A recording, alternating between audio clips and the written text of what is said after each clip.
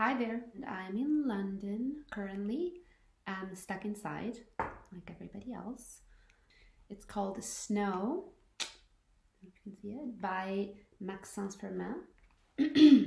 Chapter 1. Yuko Akita had two passions, haiku and snow. A haiku is a Japanese poem. It has 3 lines and only 17 syllables, no more, no less. Snow is a poem that falls from the clouds in delicate white flakes, a poem that comes from the sky. It has a name of dazzling whiteness. Snow. Chapter 7. So cold, the white petal I bring to my lips. Soseki. There are 5 things you can say about snow. It is white. It freezes nature and covers it. It is always changing. It is slippery. It turns itself into water. But Yuko's father had nothing good to say about snow. For him, the strange passion his son had developed was making the winter seem even more hostile. Yuko, on the other hand, saw 5 different characteristics, and each appealed to a different aspect of his artistic nature. Yuko loved the art of haiku, snow, and the number 7. 7 is a magic number. It has both the balance of the square and the height of the triangle. Yuko had started his career as a poet when he was 17. He wrote poems of 17 syllables. He had 7 cats. He had promised his father to write only 77 haiku each winter. For the rest of the year, he would stay at home and forget about snow. All right, that's the first 8 chapters.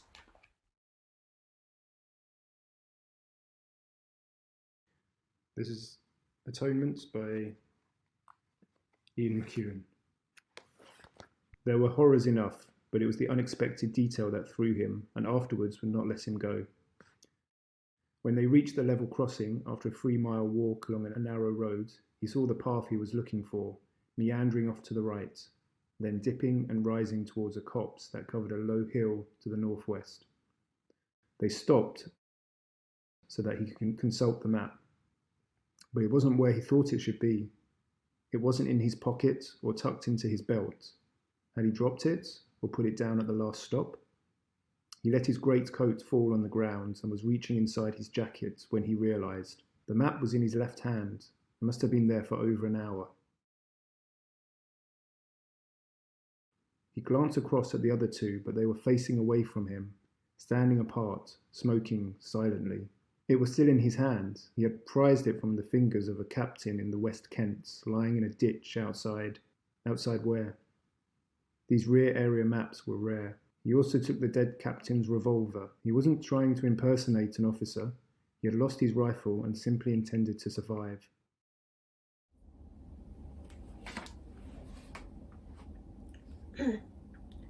ทำไมฉันจะจำเธอไม่ได้ปริยาในเมื่อเธอคือความทรงจำซึ่งฉันพยายามลืมให้สนิทที่สุดในบรรดาความทรงจำทั้งหลายเกี่ยวกับบ้านเกิดปริยาเธอเคยได้ยินบ้างหรือเปล่าที่เขาพูดกันว่าชีวิตซึ่งผ่านไปคือฝันร้ายฉันรู้ว่าความโหดร้ายของมันอยู่ที่ความเป็นจริงอดีตกำลังทำร้ายเราปริยาบางขณะฉันคิดนะว่าเธอโชคดีจริงๆที่ไม่เหลือความทรงจำใดๆให้ต้องปวดร้าวอีกเธอไม่มีวันวานไม่มีวันพรุ่งนี้หรือแม้แต่วันนี้ฉันไม่รู้ว่าทำไมฝนถึงชอบตกตอนกลางคืนเช่นเดียวกับที่ไม่รู้ว่าทำไมน้ำจึงชอบเริ่มท่วมในตอนเช้ามืดฉันรู้อย่างเดียวว่าน้ำจะเริ่มท่วมที่โรงเรียนก่อนเสมอเพราะความที่ตลิ่งคลองฝั่งโรงเรียนต่ำกว่าที่อื่นในวันเช่นนี้จะมีเด็กเช่นฉันอยู่ราว20 คนซึ่งไม่ใช่พี่ไม่ใช่เธอแต่เป็นพวกเราที่ยืนอยู่บนตลิ่งหลังโรงเรียนตะโกนโห่ร้องเป็นจังหวะตามการดีดตัวกลับไปกลับมาของยอดไผ่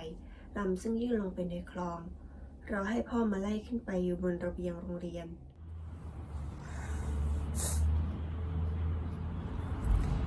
People say if my ex-boyfriend hasn't checked on me after the breakup, that I meant nothing to him at all. Is this true? No.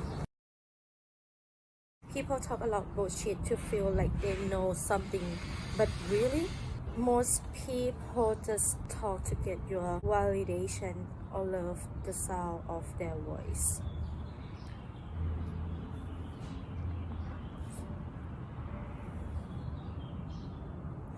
If you let the world in, the world will fuck your relationship up, even if they are friends or strangers.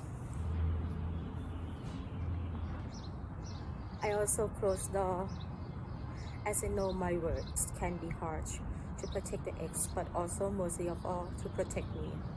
When all blocked on all channels, it does not give way to access to send words, acting nice, but doing some game to score points. Yes, most people do that. Lots of emotions are happening. Things can be said face to face or by email. And then you both regret it. I do not communicate when breakup happens. No matter how it happens, I'm not needy to get closer, or I don't give a damn about closure. I close that door tight.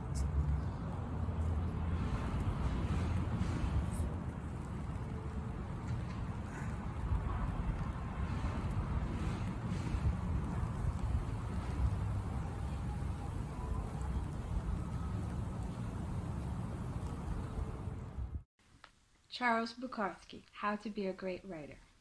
You've got to fuck a great many women, beautiful women, and write a few decent love poems. And don't worry about age and or freshly arrived talents. Just drink more beer. More and more beer. And attend the racetrack at least once a week. And win, if possible. Learning to win is hard. Any slob can be a good loser. And don't forget your Brahms and your Bach and your beer. Don't over-exercise, sleep until noon, avoid credit cards, or paying anything on time. Remember that there isn't a piece of ass in this world over $50. And if you have the ability to love yourself first. But always be aware of the possibility of total defeat, whether the reason for that defeat seems right or wrong. Stay with beer. Beer is continuous blood, a continuous lover. Get a large typewriter, and as the footsteps go up and down outside your window, hit that thing. Hit it hard. Make it a heavyweight fight. Make it the bull when he first charges in. And remember the old dogs who fought so well. Hemingway, Celine, Dostoevsky, Hamsun. If you think they didn't go crazy in tiny rooms just like you're doing now, without women, without food, without hope, then you're not ready. Drink more beer. There's time. And if there's not, that's all right too. She was calmer when she arrived on the set the next morning. The first scene was being shot in a car which was placed on a platform with the crew and all the equipment on it. Suzanne followed behind them until Simon and Rocky were through. Then she said, "Excuse me, Simon, could I talk to you?" "Certainly, love," he said. "What's the problem?" "The problem is that 4 people, including my agent, had conversations with me yesterday concerning my low enjoyment level, and it bothered me. I would prefer to receive directions solely from you." Simon looked concerned, and the wind almost blew off his hat. "Really?" he said, in an affronted English tone. "That shouldn't be. I have to have a word with them. Your agent called you about this?" "My agent," Suzanne repeated indignantly, as if I were a child, as if I were difficult to communicate with, she said, rising to some inner occasion. "I mean, why don't I give them my mother's number, or better yet, call my grandmother? She's down there, she can stand by and make sure I'm relaxed." "That's it," Simon said excitedly, snapping his fingers. "This is her. This is the quality I want for your character. Right there, what you're doing now, see?" "But Simon," Suzanne said, trying now not to give him the quality he wanted in her character, "this is not relaxed. This is incredibly upset. If this is the quality, then maybe..." "Darling," he soothed her, putting his arm around her and walking her toward the car on the platform when the crew was waiting to do a rehearsal. "Just be yourself and you'll be fine." So I'm reading this book. It's called Eleanor and Hick by Susan Quinn. I'm at chapter 12. to go looking for home. Eleanor Roosevelt has spent her entire life adjusting to houses that didn't feel like home. As a young child, she has moved with her family from place to place as her parents sought a cure for her father's ailment. After her mother died, she has been a lonely inhabitant of her grandmother's house, with only servants and much older aunts for company. In marriage, of course, she had lived in the grand houses in Hyde Park and in Manhattan, but they were decorated entirely by her mother-in-law. Once, when Frances Perkins visited there and expressed admiration for Eleanor's flexibilities in sleeping in one room or another, Eleanor told her, "This isn't my house. It belonged to the state of New York. It's furnished by the state of New York in the official taste of the state of New York. I've never bought so much as a teacup for myself. I've never had anything." The Roosevelt has a more casual attitude toward the White House than many of the previous inhabitants. There was a sense of clutter, natural comfort, and democratic hospitalities Maren Dickerman remember. It was one of the most pleasing and easygoing, amusing places you could possibly be in. The Unbearable Lightness of Being by Milan Kundera. We all need someone to look at us. We can be divided into 4 categories according to the kind of look we wish to live under. The first category longs for the look of an infinite number of anonymous eyes. In other words, for the look of public. Even the tall, stooped editor with the big chin, he was accustomed to his readers. And one day, the Russians banned his newspaper. He had the feeling that the atmosphere was suddenly 100 times thinner. Nothing could replace the look of unknown eyes. He thought he would suffocate. Then one day, he realized that he was constantly being followed, bugged, and surreptitiously photographed in the street. Suddenly, he had anonymous eyes on him and he could breathe again. In the police, he has found his lost public. The second category is made up of people who have a vital need to be looked at by many non-eyes. They are the tireless hosts of cocktail parties and dinners. They are happier than the people in the first category. On the other hand, can always come up with the eyes they need. Then there is the third category, the category of people who need to be constantly before the eyes of the person they love. Their situation is as dangerous as the situation of the people in the first category. One day, the eye of their beloved will close, and the room will go dark. Teresa and Thomas belong in the third category. And finally, there is the fourth category, the rarest, of people who live in the imaginary eyes of those who are not present. They are the dreamers. Franz, for example, he traveled to the borders of Cambodia only for Sabina. As the bus bumped along the Thai road, he could feel her eyes fixed on him in a long stare.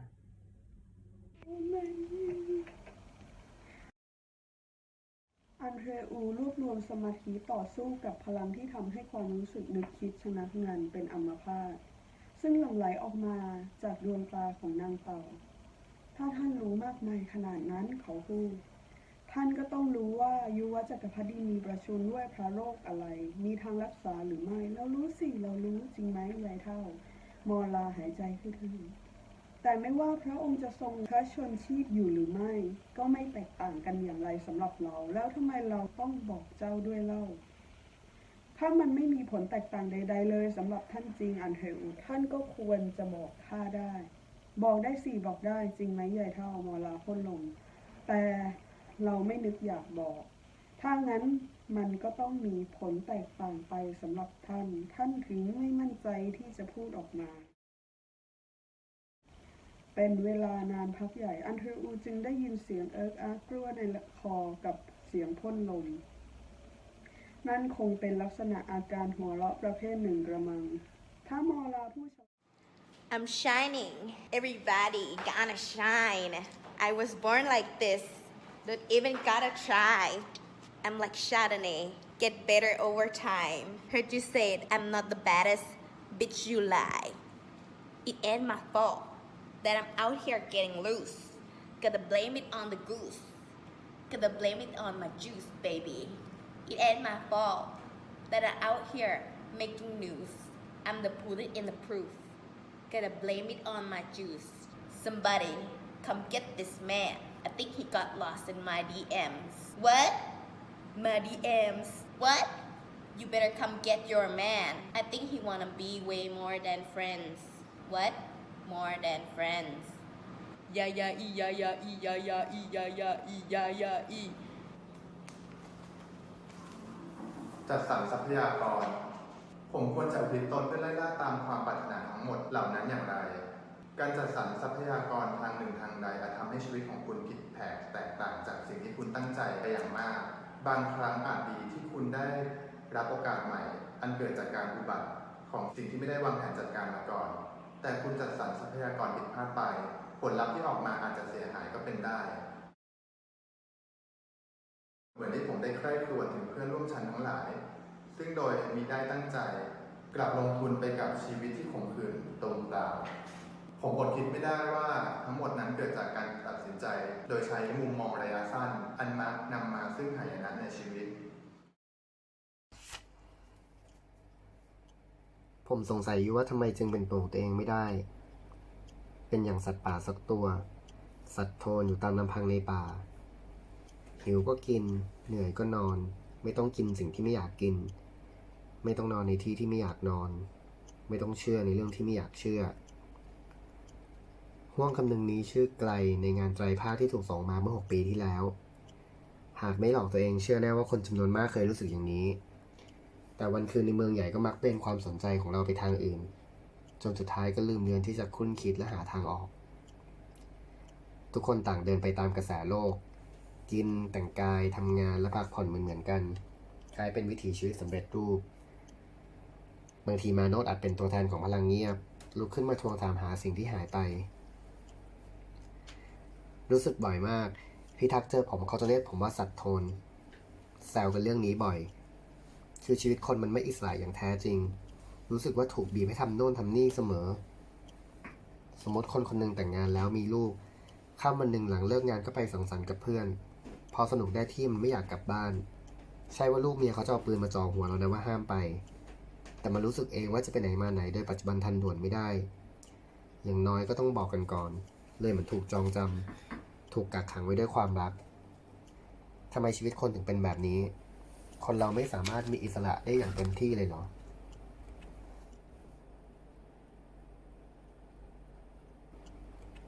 คำตอบหนึ่งที่เขาได้คือทุกคนต้องเลือกปัญหาคือจะเลือกยังไงให้ได้สิ่งที่ดีที่สุดเลือกยังไงให้ได้ผลกับที่ได้รับสิทธิพิเศษให้เกิดมามีชีวิต